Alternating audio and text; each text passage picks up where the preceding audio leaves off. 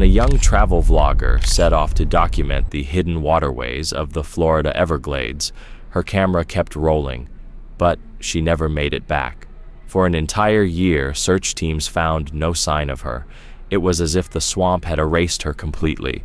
Then, one morning, a seasoned crab fisherman pulling traps near where the Everglades meet the Gulf made a discovery that would reignite the entire case. Earl Tompkins had been fishing those waters for nearly 4 decades. As he pulled in his catch that morning, the sea shimmered under the rising sun like hammered gold. The winch groaned as it lifted a heavy crab trap from the depths, and Earl, squinting against the glare, figured it was a good haul, until something unusual caught his eye. Among the crabs was a flash of pink. He reached in and pulled out a waterlogged phone wrapped in kelp and barnacles, an old iPhone in a faded pink case. Phones occasionally turned up in his traps, lost by careless tourists or swept away by rough waves, but this one had clearly been submerged for some time. The trap had been soaking offshore for 2 weeks. Earl finished sorting the crabs, but the phone stayed in his thoughts. Something about finding personal items always made him uneasy.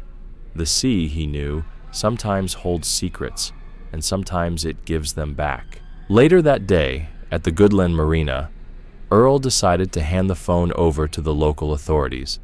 He didn't expect much. Maybe it would end up in a lost and found box, just another object lost to the tide. But this phone was different. Across town, Grant Westfall was at home reviewing some documents when his phone rang. The caller ID read, "Collier County Sheriff's Office." His stomach sank. "Mr. Westfall, this is Detective Patricia Chen," the voice on the line said. "Are you the father of Kira Westfall?" He froze. "Yes," he managed. "Has something happened?" "We've recovered an item that may belong to your daughter. A phone was found by a commercial fisherman offshore, and the serial number matches hers. Could you come in today?" By the time Grant arrived at the station, his thoughts were spinning. He hadn't heard a single trace of his daughter in a year. No updates, no clues. And now this. Inside a quiet conference room, Detective Chen slid an evidence bag across the table. Inside was the pink phone case. Grant's breath caught. He'd given it to Kira as a Christmas gift. She thought it was silly, but she kept it anyway because it was from him. "Is this hers?" the detective asked gently. Grant nodded, unable to speak. "The phone was recovered about 8 miles off the coast," she continued. "Despite the damage, our tech team was able to retrieve some of the videos. We believe these were recorded the day she went missing." She turned a laptop toward him. On the screen, Kira appeared, smiling and full of energy, seated in her kayak as she filmed her vlog. The timestamp read 4:47 p.m. "Hey, adventure seekers," her voice rang out. "I found this backcountry channel the locals mentioned. It's supposed to be where the big ones hide. Can you believe how wild this place is?" What those videos would reveal next, what happened after the camera kept rolling, might finally help explain what became of Kira Westfall in the depths of the Everglades. Less than an hour before she was supposed to meet Jenna back at the launch site, Kira was still out there, alone, filming one last segment for her channel. Her kayak glided silently through the dense, twisting waterways of the Florida Everglades, the camera recording everything. Jenna had already left for a family dinner, but Kira had stayed behind, determined to capture more content.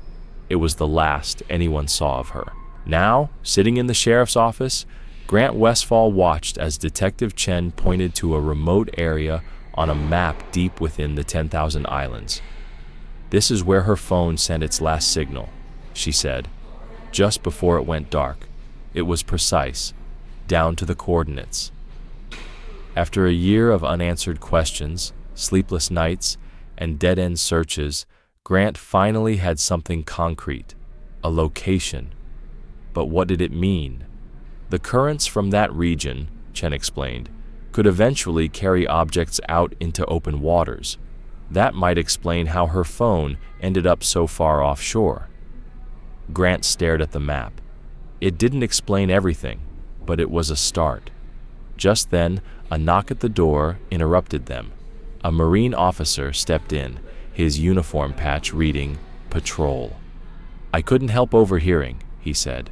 "If you're planning to canvass the local marinas, I'd be glad to assist. I know that area well." His name was Officer Troy Hutchkins, a man who'd spent years patrolling those same channels. When he offered to take Grant down to the nearest marina, Chokoloskee, Grant didn't hesitate.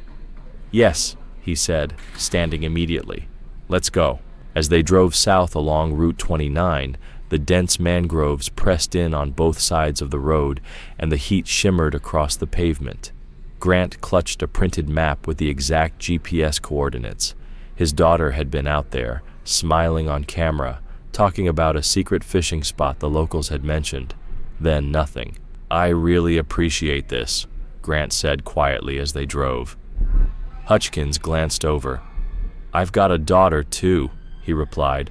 "About the same age. I can't imagine what this year's been like for you." They pulled into the marina. The smell of brine and fuel hung heavy in the air. Grant noticed how several of the boat captains greeted Hutchkins with quiet respect as they walked the docks. "Let me show you something," Hutchkins said, pulling up a marine chart on his phone. He zoomed in on a tangle of narrow waterways. "This is where the last ping came from. Locals call it the maze. Easy to get disoriented, even for experienced boaters." Grant studied the map. The detective mentioned currents carrying the phone out. Hutchkins shrugged. "Maybe, but 8 miles is a long way. My guess? It didn't drift. Something moved it. Prop wash from a boat, tangled in a fishing line. Could have ended up far from where it started." They questioned several charter boat captains. Most hadn't operated in that area at the time. One said the deeper channels were mostly used by seasoned locals, not tourists or commercial crews. Frustration was starting to build, until Officer Hutchkins suddenly stopped. "Well, I'll be damned. Wade." A man in his 50s looked up from beneath the hood of a boat engine, sun-worn skin, faded tattoos, and a name painted across the boat's stern, Second Chance. "Didn't expect to see Marine Patrol down here on a Sunday," Wade said, wiping his hands on a rag. "This is Grant Westfall," Hutchkins said. "His daughter vanished in the backcountry last year. Wade's been fishing the 10,000 Islands for over 2 decades. 23 years, Wade corrected with a nod, shaking Grant's hand. "Sorry to hear about your girl. These waters can turn fast on you." Hutchkins pulled out his phone again. "Wade, do these coordinates look familiar?" Wade squinted at the screen. His brow tightened. "Yeah," he said slowly. "That's way back in the maze. Real tricky spot." Grant's heart pounded. Maybe this wasn't just another false lead. Maybe someone out here remembered something. Maybe this time, the silence would finally break. "Good fishing if you can find it," Wade Corbin said, squinting toward the mangrove horizon. "But not many folks go that far back." He turned to Grant with a thoughtful look. "Your daughter? She was a fisherman?" "She had a YouTube channel about Florida wilderness adventures," Grant explained. "Someone at a bait shop tipped her off about a secret tarpon spot. She wanted to film it." Wade nodded slowly. "Yeah, the old-timers around here like to impress visitors sometimes, especially the young ones asking questions." He paused for a second, then added, "You said they just found her phone." Grant recounted the story: the crab trap offshore, the pink case, the marine growth. As he spoke, he noticed a glance pass between Wade and Officer Hutchkins, quick, unreadable. 8 miles offshore in a crab trap," Wade repeated, his voice low. "That's something. Currents in those back channels are strange, especially during spring tides. I've seen paddles disappear upstream and show up 15 miles out." "You think that's what happened?" Grant asked. "The current pulled her phone all that way?" Wade gave a slow shrug. "Might be, unless—" He stopped, shook his head. "Forget it. Just thinking out loud." "Unless what?" Grant pressed. But Wade waved it off. Then, after a moment's silence, he looked back at Grant. "Listen, I've got a free morning tomorrow. How about I take you out there? We'll run the route she might have taken. Maybe check a few spots others missed." Grant stared at him, barely believing what he was hearing. You'd do that? Of course. I know those waters like the back of my hand. Might be something still out there. You never know. He turned to Hutchkins. That is, if you've got no objections. Hutchkins nodded with a rare smile.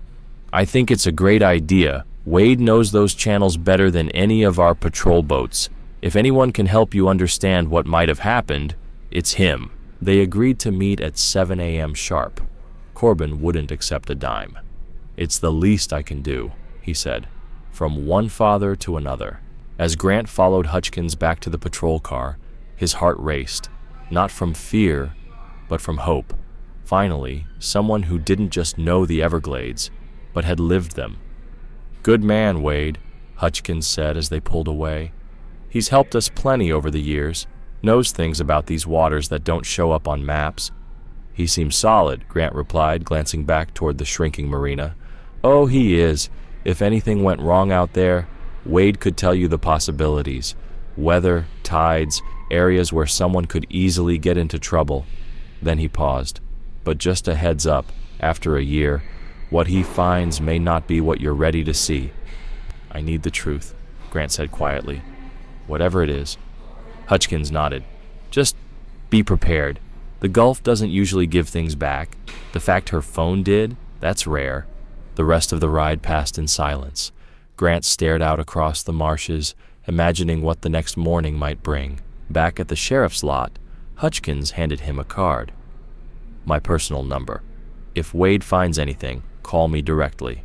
I'll make sure it gets into the right hands. Grant thanked him, then headed home, his mind already preparing for the trip. He packed water, sunscreen, snacks, his hands shaking slightly as he remembered Kira teasing him. Dad, we're only going for a few hours, not 3 days. The next morning, Grant arrived at Chokoloskee Marina just before 7 a.m. The air was thick with humidity. Wade was already on his boat, checking equipment. The second chance was built for serious work. 28 feet long, outfitted with twin engines, a solid T-top, and enough electronics to rival a small command center. Morning, Mr. Westfall, Wade called. Perfect day to be on the water. Calm seas, good visibility. Grant stepped aboard and immediately noticed how well the boat was outfitted. Rod holders, deep fish boxes, precision electronics. But then, something caught his eye. His foot struck a loose metal deck plate. When he looked closer, he saw several hatches. 6, maybe more. Watch your step, Wade said quickly. Storage compartments all over the deck. Helps with weight balance when we're hauling a full load. Grant nodded, but couldn't shake the feeling. These hatches were larger than standard fish storage. And the console? Multiple fuel gauges. Far more than usual for a boat this size. It was probably nothing. But as they eased away from the dock and headed into the maze of backcountry channels, Grant's mind was already racing. Because in waters like these, every detail could matter. That's a lot of fuel tanks, Grant remarked as Corbin started the engines. Gotta have 'em, Corbin replied with a shrug. Some days I'm out here 12, 14 hours. Last thing you want is to run dry miles from shore. He nodded toward a cooler. Grab us some water. It's going to be a hot one.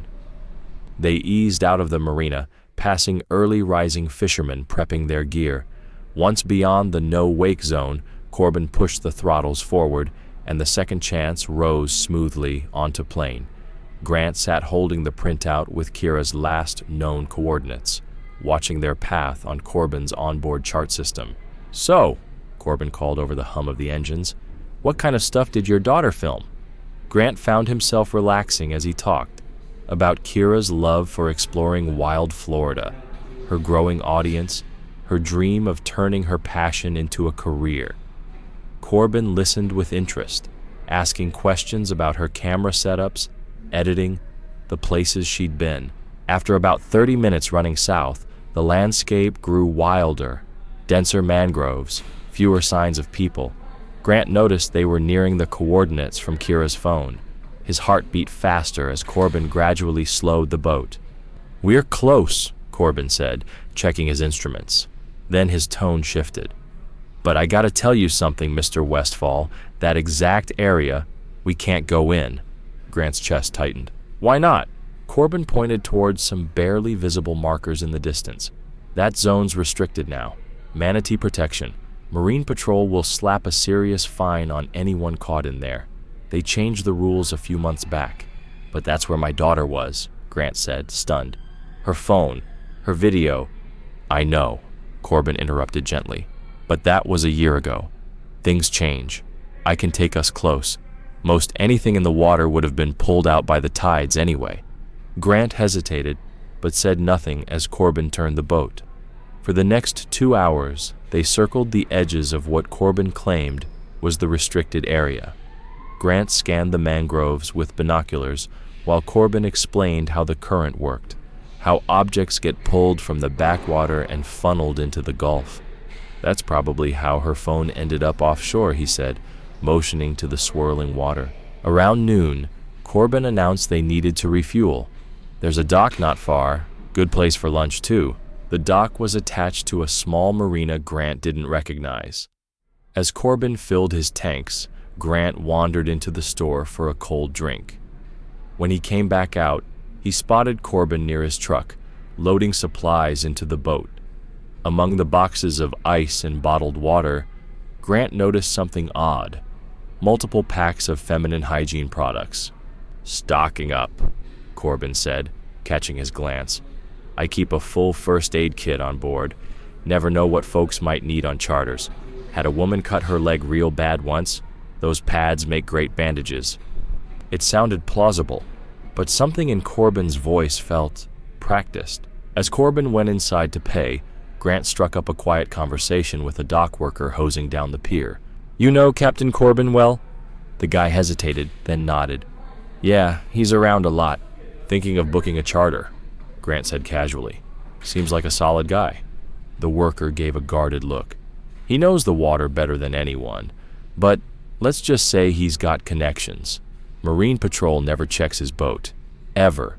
Before Grant could ask more, Corbin stepped out of the store, and the worker turned back to his hose, avoiding eye contact. On the ride back to Chokolosky, Grant stayed quiet. His mind spun with details, oversized compartments on the boat, fuel capacity beyond what seemed necessary, a strange amount of medical supplies, and now this suggestion that Corbin's boat was never inspected. Each thing alone, maybe nothing, but together? You're quiet, Corbin said as they neared the marina. Just thinking about my daughter, Grant replied. I get it, Corbin said. I really wish we could have gone into that zone, but I can't risk my license. I'm sure you understand. Of course, Grant said, forcing a nod. They docked. Corbin helped Grant unload his things and offered some final words of comfort. Hope this gave you some peace, knowing how the tides move. Maybe that explains the phone. Sometimes the waiting, not knowing, that's the hardest part.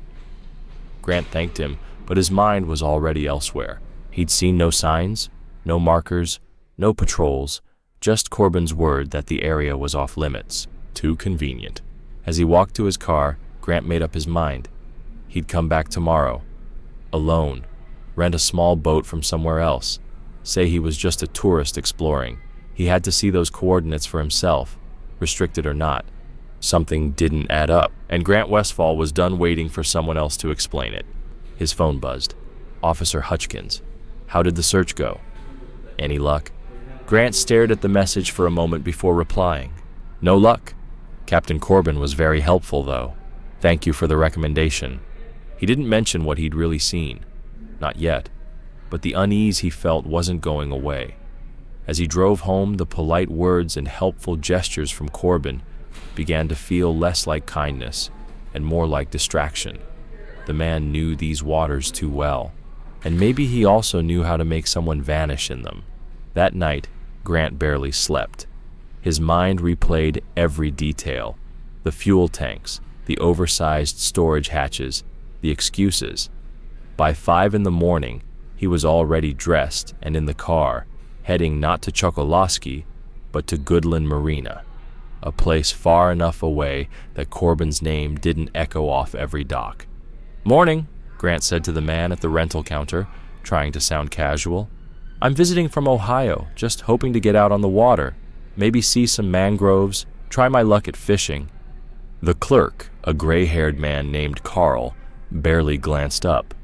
You know how to run a skiff? Yes, sir, Grant said. Used to have one back home. 20 minutes later, he was alone in a small 17-foot boat, navigating calm waters in the rising light. He had Kira's GPS coordinates loaded on his phone and followed them carefully, letting the map guide him through the twisting maze of mangrove-lined channels. The further he went, the more isolated it became. The walls of tangled roots grew taller, tighter, turning every bend into a mirror of the last. Without GPS, anyone would be lost within minutes. Eventually, the skiff reached a narrow channel, just wide enough for a single boat. Grant cut the engine and drifted silently forward. That's when he heard it, the low, distant hum of diesel engines. More than one. He grabbed a mangrove root to stop his drift, tied off, and carefully climbed into the trees. His shoes slipped slightly on the wet bark as he picked his way across the roots, following the sound. Then he saw it. Through a break in the foliage, in a hidden natural bay, 3 boats floated side by side. One of them was unmistakable, Corbin's second chance. The second was a blue-hulled Mako, about 25 feet long. But the third? It made Grant's blood run cold. A Marine patrol vessel, clearly marked, clearly official. And standing aboard that patrol boat, Corbin, talking to 2 men in uniform. One was Officer Hutchkins, the other was Navarro, a Marine officer Grant had seen once before at the sheriff's dock. The men were loading heavy crates from the Mako onto Corbin's boat. It took 2 people to lift each one. Grant silently pulled out his phone, switched it to silent mode, and activated the camera. He zoomed in as much as he could, trying to capture faces, boats, registration numbers, anything. The men seemed at ease, too at ease. This wasn't improvised, this was routine. His next shipment from Cuba should be Thursday night, Hutchkins said loudly enough to carry across the water. Same pickup point. Forecast looks clear, Corbin replied, nodding. How many this time? 12, maybe 15. Families, kids too. Grant's hands shook. Smuggling. People. Navarro spat into the water. Starting to get risky. Homeland Security's been sniffing around. Corbin gave a chilling half-smile. That's what the 30% is for. Keep 'em sniffing somewhere else. Then Navarro lowered his voice. And the other issue, from last year, might be time to clean house. Corbin's tone turned hard. That decision's mine, not yours. Grant held his breath, still recording. What other issue? Last year, the same time Kira vanished. You're gonna get us caught, Hutchkins muttered. Should have taken care of it right away. The Gulf doesn't ask questions, Corbin said flatly. We've already been over this. One mistake and every federal agency would be crawling through here. The current setup works. Navarro didn't look convinced. Does it? That phone turning up? Her old man sniffing around again? He won't find anything, Corbin said with dark confidence. I showed him everything, except what matters. He bought the restricted zone story. That was it. The lies, the hesitation, the missing answers, it all connected. We'll move the next group Thursday after pickup, Hutchkins said. Route 41's clear after midnight. Warehouse section will be ready, Corbin replied, beginning to untie the boats. No lights, no noise, and I'll take care of the other problem then too. Grant had heard enough. He backed away slowly, but his foot slipped. Snap. A branch cracked loudly under his weight. What was that? Navarro's hand went to his hip. Probably a raccoon, Corbin said quickly, but his eyes were scanning the trees. There's plenty of wildlife back here. Grant pressed himself against a thick trunk, barely breathing. His heart pounded so loudly he was sure they could hear it. Then he heard it, engine starting, boats drifting apart. He didn't know how much time he had, but he knew one thing. They weren't just hiding secrets in those waters. They were hiding people, and maybe, just maybe, Kira had tried to fight back. I'll check it out, Hutchkins said. You two clear out. No need to linger. Only when the engines faded in opposite directions did Grant finally make his way back to the rental boat. His hands trembled as he untied the line. His mind replayed everything he'd just witnessed. Every word, every face, every crate moved under cover of mangroves. The abandoned plant off Route 41, Thursday night. That's where they were going. That's where Kira had been. He started the motor and headed back to Goodland, keeping his speed steady. From the outside, he looked like any other lone fisherman heading home. Inside, he was barely holding it together. They'd been hiding something since last year. Something Corbin didn't want to clean up. Something connected to Kira. The way he said, "Some things are worth the risk." Grant could still hear it. The trafficking operation explained the rest. The secret compartments, the extra fuel, the Marine Patrol protection. But that other matter, it was personal. Back at the dock, Grant tied off and checked his phone. The video had saved. Shaky, but clear enough. Faces, boat numbers, voices. Direct evidence of human trafficking. But underneath it all, a darker thread. Something that had started the same time Kira vanished. He knew he couldn't take this to anyone local, not when the very officers involved were in on it. But he had family in Miami. His brother-in-law Blake worked with the DEA Federal, outside the local circle, trustworthy. Still, Thursday night was coming fast, just 3 days away, and if Corbin was planning to deal with unfinished business, then waiting could mean losing Kira forever.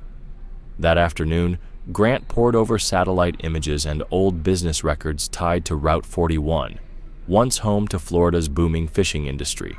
Most of the old processing plants were gone, demolished, but 3 still stood east of Kear Seal State Park.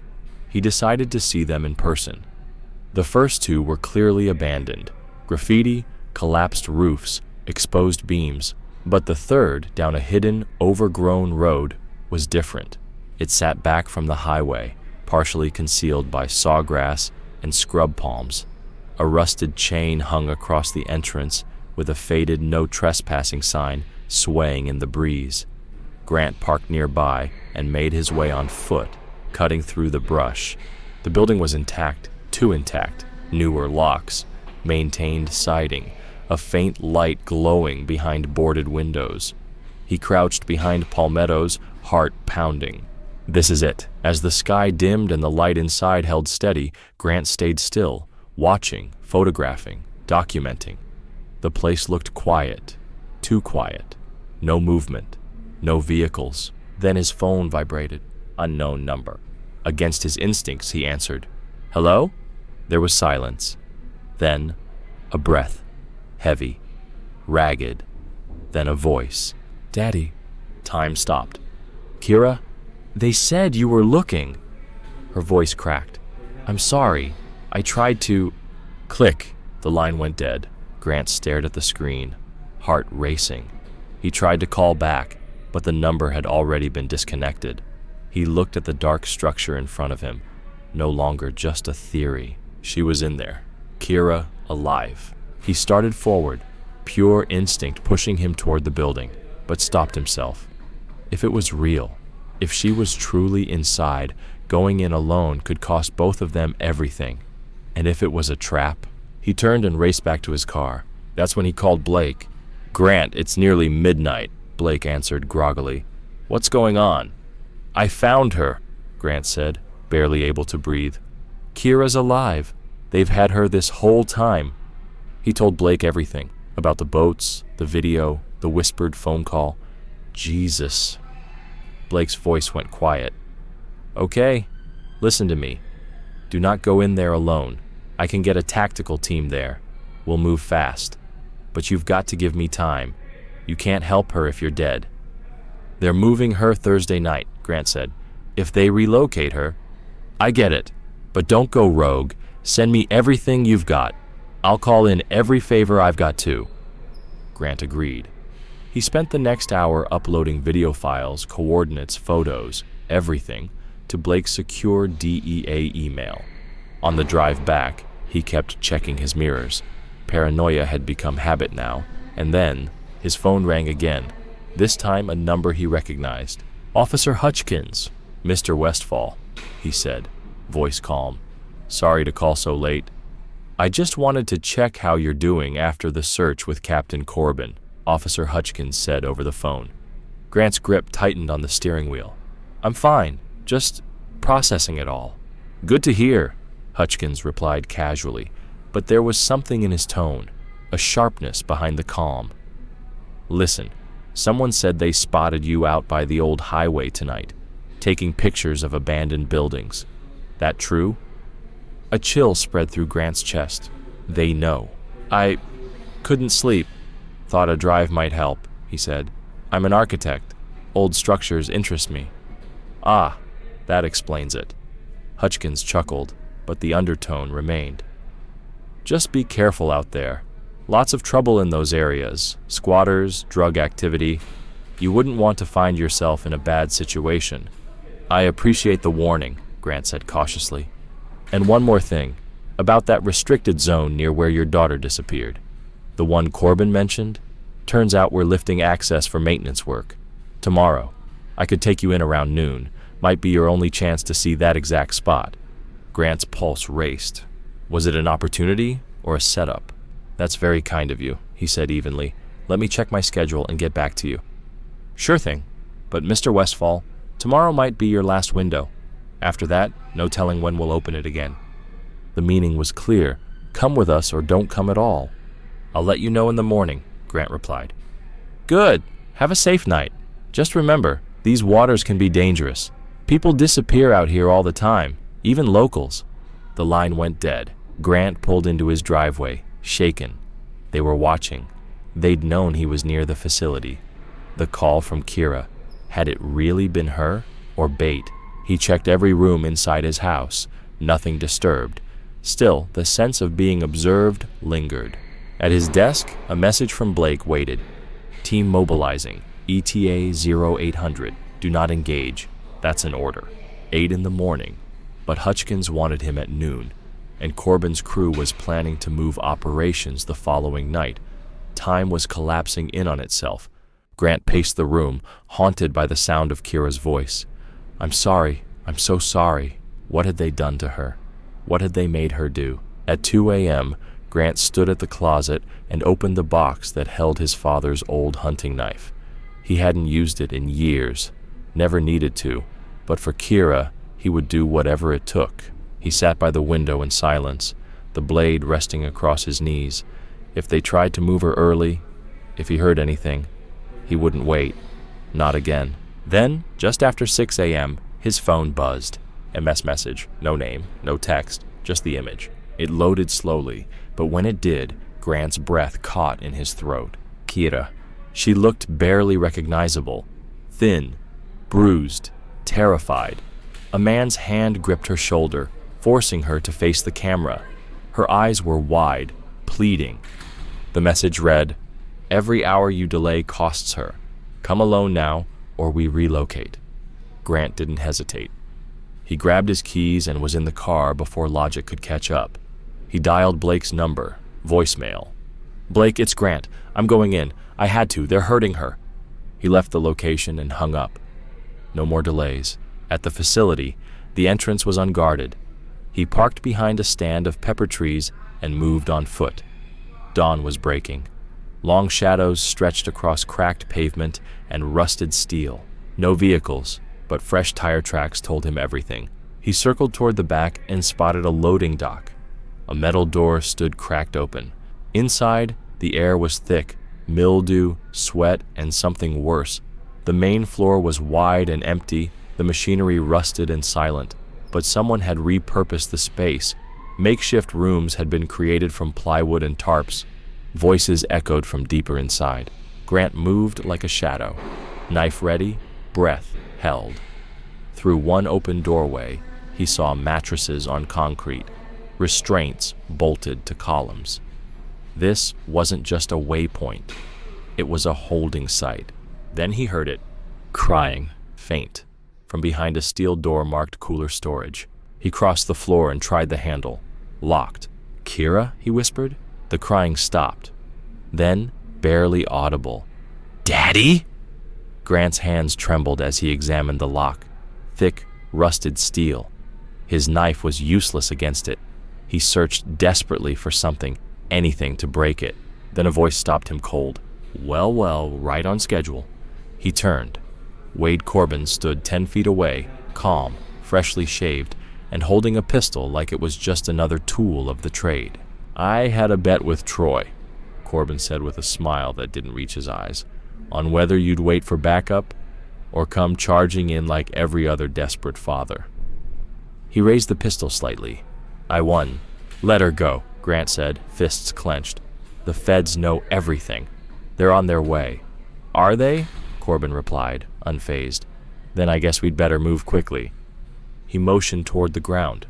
Drop the knife. Kick it over here. Grant hesitated, then did as told. The blade scraped across the concrete. Kira's phone? That was unfortunate, Corbin said, tone almost casual. She hid it for 3 days after we picked her up.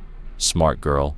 We thought she lost it in the water until good old Earl pulled it out of the trap. You're a monster, Grant said. She's just a kid. She pointed her camera at us during a transfer, Corbin replied, his tone hardening. 50 grand worth of cargo. Almost cost me everything. But I'll admit, keeping her, that was personal. She's got fight, bit me twice. Grant lunged, but the pistol rose instantly. You want to see her again? Stay still. Footsteps echoed. Hutchkins and Navarro stepped in, both in uniform, weapons holstered but ready. Took your time, Corbin muttered. Had to make sure he came alone, Hutchkins said, almost regretfully. You should have taken the offer to come at noon. Would have been cleaner. No more talking, Navarro snapped. We moved them both. Boats ready at the auxiliary dock. Them both? Grant's heart sank. Can't leave witnesses, Corbin said. Don't worry. You'll be with your daughter. One last moment before the Gulf claims you both. Tragic story. A father goes searching for his missing child. Gets caught in the storm. There's no storm, Grant said, desperate. There will be, Corbin smirked. Tropical depression offshore. Just enough to cover what we need. Hands behind your back, Hutchkins said, pulling zip ties from his vest. Don't make this worse. Grant complied. The plastic straps dug into his wrist as Navarro unlocked the cooler. The smell hit like a wall. Rot, sickness, fear. Bring her out, Corbin ordered. Navarro returned moments later, half carrying a figure Grant barely recognized. Kira. She was gaunt, filthy, bruised, infection on her skin, her clothes hung in tatters. But her eyes, when she saw him, they still burned. I'm sorry, Daddy, she whispered. I tried not to let them see me filming. It's not your fault, Grant said, choking back rage. None of this is your fault.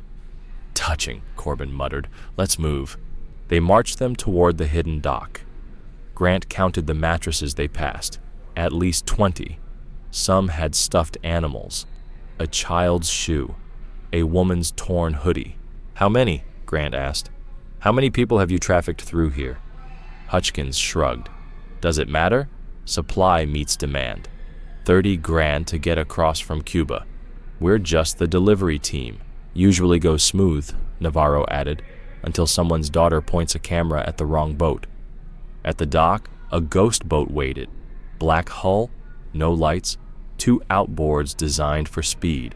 They shoved Grant aboard, where Kira had already been forced into the cabin. She collapsed against him, shaking. I'm here, he whispered. I'm here now. Through the cabin window, he saw Corbin at the helm, Hutchkins beside him. They were already untying lines. As the boat cut into open water, Grant felt the change, the bottom dropping out beneath them, the shelf falling into deep Gulf waters. He tested the zip ties, no use, thick police grade. Beside him, Kira struggled to breathe, but she turned to him, eyes fierce. Dad, she whispered. The other girls. There are more. I know, baby, I know. The engine roared. The ghost boat leapt forward. They were heading for the drop zone, where no one would ever find them. Through the salt-streaked window, Grant saw Hutchkins call out, 10 more minutes. 10 minutes until the end, or until help arrived. If it wasn't already too late, Navarro appeared in the cabin doorway, one hand resting on his sidearm, the strap of his holster already unfastened. He didn't need to speak. His body language said it all. This wasn't the first time they'd done this. Beside Grant, Kira leaned heavily against his shoulder. Her skin burned with fever, and her breathing had become shallow and strained. "Stay with me, baby," Grant whispered. "I tried to get away," she murmured. "So many times. They always caught me. The chains, the room." Her voice cracked. Wade came in, said I was his reward. Grant's rage burned white hot. But now was not the time for fury. He needed to think, to act. The boat began to slow. Through the salt-blurred window, Grant saw nothing in any direction, just open water, the perfect place for someone to vanish. "All right, bring them up," Corbin's voice barked from above. Navarro yanked Grant to his feet, then dragged Kira roughly. She cried out in pain, and despite his hands being tied, Grant moved to protect her. "She can barely stand," he shouted. A slap across the face sent him reeling. They were forced onto the deck. Corbin and Hutchkins had already prepared 2 thick chains. At each end, concrete blocks, the kind used to anchor buoys. Clean, efficient. "Any last words?" Corbin sneered. "Say goodbye. Maybe ask forgiveness." Grant looked at his daughter. She was barely standing, bruised and broken, but still his little girl. "I love you, Kira. I never stopped looking. I never stopped." "I know, Daddy. I love you." The sound of rotor blades cut through the air. All eyes turned upward. A black helicopter bore down fast, federal markings unmistakable. "What the—" Hutchkins grabbed his radio. "Who the hell—" "Federal agents," a booming voice echoed from above. "Stop your vessel immediately." Corbin panicked, slamming the throttles forward. The boat surged violently. Grant and Kira were thrown to the deck. Navarro pulled his weapon, pointing it at the chopper. "Are you out of your mind?" Hutchkins shouted. "That's federal." "We're past saving," Corbin roared. 3 cops running human cargo? It's over." Navarro fired. The helicopter banked hard. Grant saw his chance. He lunged, shoulder first, into Navarro's legs. They crashed to the floor. The gun slid across the deck. "Dad!" Kira screamed. Grant turned. Corbin was dragging her to the stern, one arm around her throat, the other lifting the concrete block. "Back off or she goes over." More boats were closing in. Federal response units, fast and armed. The trap was springing shut. Hutchkins froze, then raised his hands. "I surrender. I'll testify." "Coward," Navarro hissed, lunging for the fallen weapon. Grant kicked with everything he had, striking Navarro in the ribs. The officer stumbled, just as a single sniper shot rang out. Direct hit. Navarro collapsed without a sound. "Stop the boat," came the amplified voice. "You are surrounded." Corbin looked around, wild, desperate, and then he made the decision. He shoved Kira toward the stern. The concrete block dropped over first, dragging the chain fast. "No!" Grant exploded to his feet, hurling himself forward, still bound but driven by instinct. He slammed into Corbin. They hit the deck, rolled. The chain snapped taut. Kira clawed at the rail, too weak to hold on. And then, Blake dropped from the sky. Tactical gear, boots first, rifle in hand. One clean shot. Corbin's shoulder snapped back in a bloom of red. Then Blake's boot hit Corbin's jaw, hard. He dropped without a word. Another agent dove for Kira. He caught the chain just in time, produced bolt cutters, and snapped the link clean. "Clear. Suspect down. Medical inbound." Grant felt hands cutting the zip ties. He fell to his knees and crawled to Kira, pulling her into his arms. She was trembling, weak but alive. "Medical 60 seconds out," someone shouted. Blake knelt beside them, his voice strained. "We've got you. You're safe now." Grant gripped his brother-in-law's arm. "The facility. There are others. Girls. Children. We've got them," Blake said. "We raided it just after your video came through. 12 rescued. All alive. You blew the whole network wide open." Overhead, the medical chopper hovered, a stretcher basket lowered to the deck. Grant held Kira tighter, her heartbeat fluttering against his chest. Weak, but steady. "Daddy," she whispered, barely audible. "I'm here," he said, tears falling freely. "I've got you now, and I'm never letting go." "I'm here, baby, I'm right here." Kira's voice was barely a whisper. "They said No one was looking anymore. "I never stopped," Grant said, his voice shaking. "Not for one day." On the deck below, Officer Hutchkins sat in federal custody, already revealing everything. Wade Corbin, bleeding and restrained, lay writhing as medics treated the gunshot wound to his shoulder. His control was over. The man who had tormented Grant's daughter, who had kept her caged like property, would never touch her again. As medics prepared Kira for airlift, she gripped her father's hand with unexpected strength. "Don't leave me," she murmured, her voice small, like the little girl who once feared the dark. "Never again," Grant promised. "Wherever you go, I go." Together, they were lifted into the waiting helicopter. Below, the once untouchable go-fast boat swarmed with agents collecting evidence. In the distance, more helicopters converged on the shoreline. Raids were underway. At the marina, the plant, every location Grant had traced in his desperate search. Blake had mobilized an army. As the helicopter rose into the lightening sky, Grant looked down at the chains and concrete blocks still lying on the deck, symbols of what had almost happened. They had survived. Somehow, against all odds, his daughter had endured a year of horror and stayed alive long enough to be found. Now, the nightmare was ending. The harsh glow of the ICU lights washed across Kira's bruised face. Machines beeped softly. IVs delivered antibiotics for the infections ravaging her fragile body. She had lost 43 pounds. The damage, physical, emotional, would take months, maybe longer, to heal. But she was alive. Grant hadn't left her bedside in 18 hours. Blake entered quietly, his DEA badge clipped to his belt. "She's stable," he said gently. Grant nodded but didn't take his eyes off Kira. "The doctors say it'll be a long road, maybe years." "She's tough," Blake said, "like her father." He pulled up a chair and exhaled. "Corbin's talking, confessing everything. He's terrified of retaliation from the Cuban side. That fear's stronger than prison." "Tell me everything." They were moving 15 to 20 people per trip, 30,000 per head. That's nearly 500,000 per run, split between Corbin, the two officers, and their Cuban partners. Been operating for 3 years. Grant clenched his jaw. "Kira?" he asked. "Wrong place, wrong time," Blake said. She paddled into the channel while they were transferring passengers. Her camera was rolling. Corbin saw the red light. He rammed her kayak, knocked her into the water. "She hid the phone," Grant whispered. "She did," Blake nodded. "Kept it hidden for 3 days. Battery died almost immediately, but she held onto it anyway. On day 3, during a transfer, she tossed it into a drainage canal, hoped someone would find it." "And it floated out to sea," Grant said, "until a fisherman found it." Blake nodded again. 1 in a million, but enough. He hesitated. Corbin admitted he kept her for personal reasons. Said killing her would bring too much attention, but that was just an excuse. The others, they knew. Hutchkins and Navarro. They looked away. A soft noise made them turn.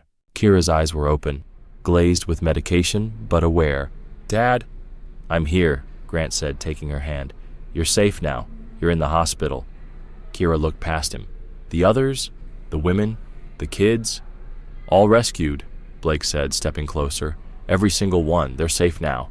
Tears slid silently down Kira's cheeks. "I tried to help. I gave them my food. But I couldn't." "You survived," Grant interrupted gently. "That's what matters. You lived long enough for us to find you." Blake's phone buzzed. He glanced at it and stood. "Federal prosecutors just arrived. Corbin and Hutchkins are pleading out in exchange for full testimony. They'll get 25 to life. Would have faced capital charges if Navarro had lived." He rested a hand on Grant's shoulder.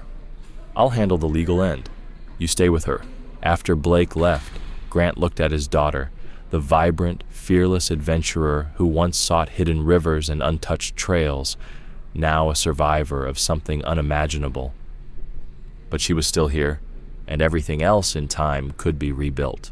"I'm sorry it took me so long," he whispered. Kira's fingers tightened weakly around his. "You found me," she said. That's all that matters. He nodded, brushing her hair gently from her forehead. I'm not leaving again. Whatever it takes, however long. We get through it. Together. A faint smile touched her lips, the first he'd seen. Together, she echoed. Grant settled into the chair beside her, never letting go of her hand. Outside the hospital window, the sun dipped low over the Gulf, painting the sky in soft golds and burning reds, the colors of survival, of justice, and of something like peace. The system was moving, the evidence would hold, cases would be built, justice would be done. But inside this room, where father and daughter breathed the same air again after a year apart, something even more powerful was beginning. The long road home.